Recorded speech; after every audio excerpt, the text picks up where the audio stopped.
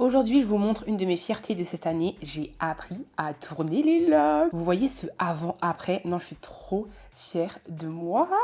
Et non, je vous vois venir, c'est faux.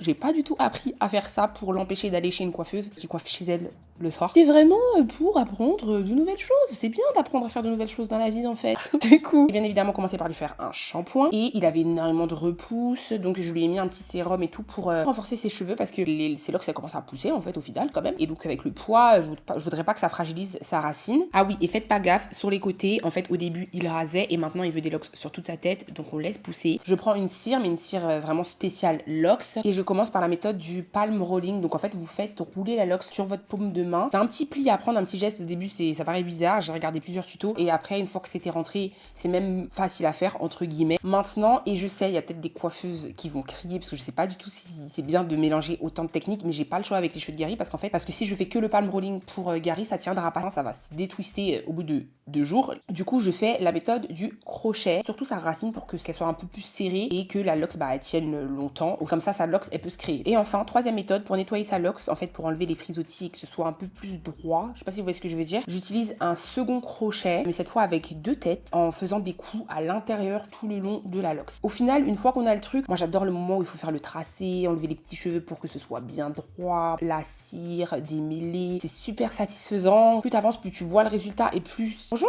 j'aime bien. Une fois que j'ai fini toute sa tête, je lui fais un petit passage sous la mousse et sous le sèche-cheveux juste pour que ce soit encore plus clean, qu'elle soit bien, qu'elle tienne bien. Et en même temps, l'idéal, faut pas trop qu'on retwist, faut qu'elle soit le plus naturelle possible. Bah, c'est parfait. Il est trop heureux. Et donc, moi, je suis trop heureuse aussi, en fait. Et regardez-moi ce avant-après.